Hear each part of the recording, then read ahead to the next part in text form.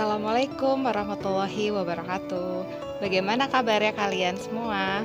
Ibu tidak pernah bosan-bosan untuk selalu mengingatkan kalian untuk tetap semangat ya dalam mengikuti kegiatan pembelajaran jarak jauh ini. Ibu doakan semoga kalian selalu berada dalam keadaan sehat walafiat. Anak-anak, kembali lagi bersama Ibu dalam mata pelajaran Bahasa Indonesia. Insya Allah hari ini kita akan membahas materi yang baru. Kalian penasaran? Berbagai permasalahan dalam kehidupan di sekitar kita datang silih berganti. Belum selesai masalah yang satu, sudah timbul masalah yang baru.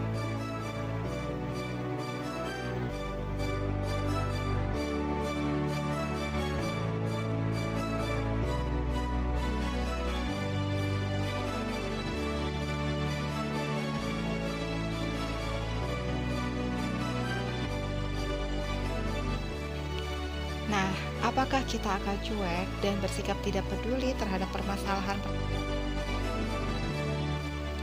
Tentu saja, sikap tanggap dan peduli terhadap berbagai permasalahan tersebut sudah seharusnya kita miliki. Salah satu cara yang dapat kita lakukan untuk menanggapi berbagai permasalahan tersebut adalah dalam bentuk tulisan, yaitu dalam bentuk.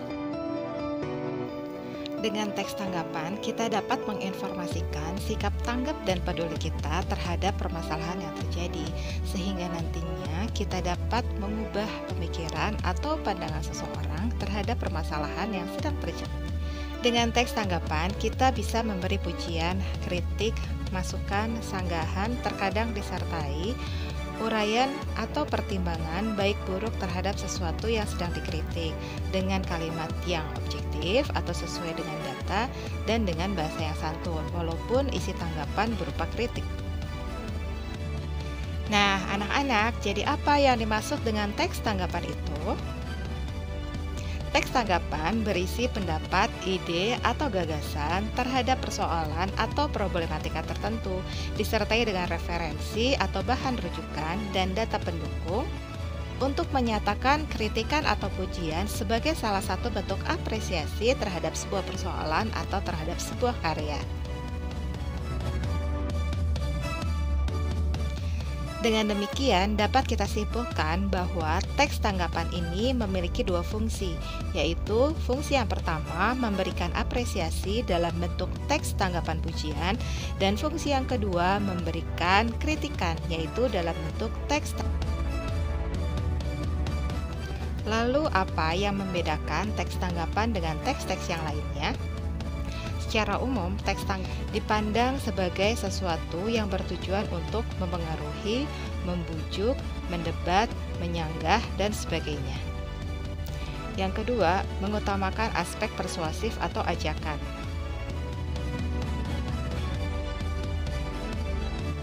Yang ketiga,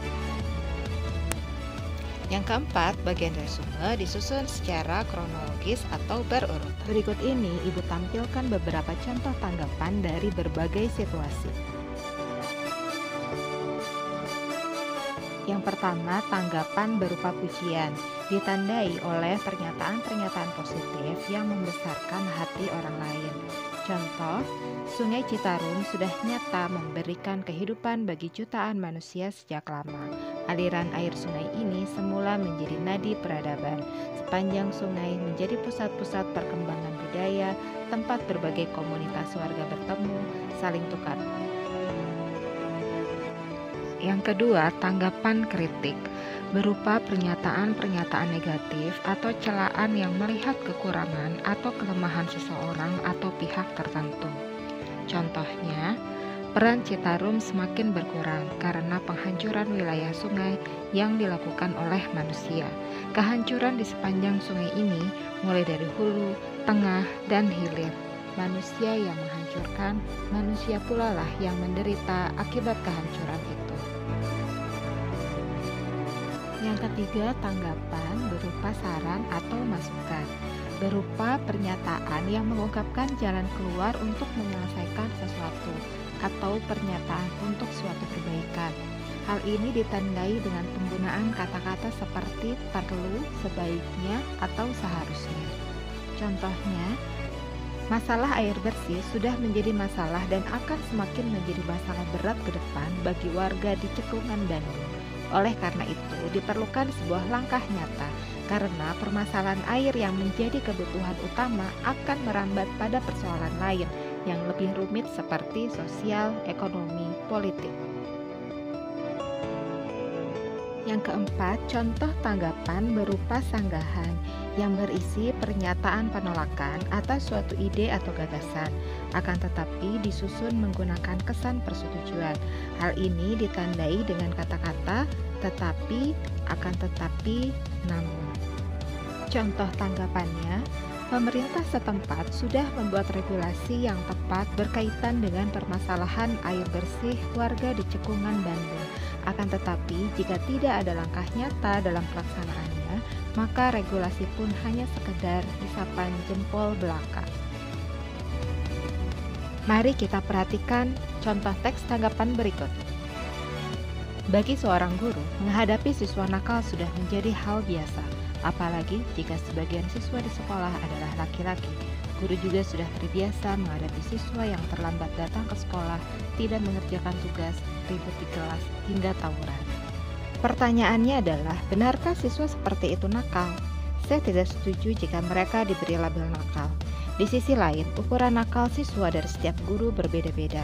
Ada guru yang menganggap siswanya nakal karena tidak mengerjakan PR, masuknya terlambat, dan lain-lain. Menurut saya, tidak ada yang namanya siswa nakal. Yang ada hanya siswa yang sedang mengalami krisis identitas.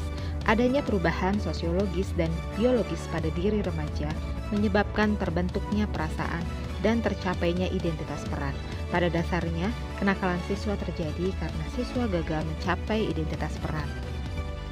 Selain itu, nakalnya siswa dikarenakan mempunyai kontrol diri yang lemah. Kurang kasih sayang dari orang tua juga menyebabkan siswa menjadi nakal. Karena dewasa ini, kebanyakan orang tua terlalu sibuk sehingga anak kurang mendapat perhatian. Sehingga di sekolah, anak ini bertingkah laku sesukanya untuk mendapat perhatian dari orang lain. Siswa yang di lingkungan rumahnya mendapatkan kekerasan juga bisa menjadi nakal, karena ketika siswa mengalami kekerasan di lingkungan rumah, dia akan membalasnya di sekolah dengan menunjukkan sikap berontak kepada guru dan bahkan melakukan kekerasan terhadap temannya seperti apa yang dialaminya di rumah. Selain itu, pergaulan juga sangat berpengaruh terhadap perkembangan sikap siswa. Pergaulan yang tidak tepat menyebabkan perilaku yang menyimpang. Itulah beberapa hal yang menyebabkan siswa berperilaku nakal ketika di sekolah.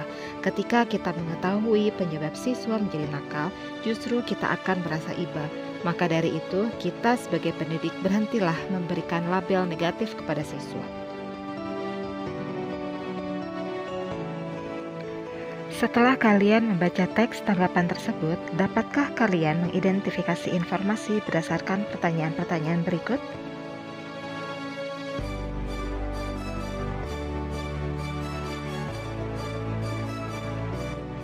Untuk pengerjaan tugas ini, instruksinya terdapat pada Google Classroom kalian masing-masing. Silakan dicek ya. Nah, anak-anak, demikian tadi pembahasan materi untuk kalian pelajari hari ini, yaitu tentang mengidentifikasi teks tanggapan. Mudah-mudahan informasi yang Ibu sampaikan bisa kalian pahami. Tapi jika kalian belum memahaminya, silahkan kalian ulang kembali video pembelajarannya, sehingga nantinya kalian bisa mengerjakan tugas dengan sebaik-baiknya. Baik anak-anak, terima kasih atas perhatiannya, tetap semangat, dan insya Allah kita akan bertemu pada pertemuan yang berikutnya. Terima kasih atas perhatiannya. Assalamualaikum warahmatullahi wabarakatuh.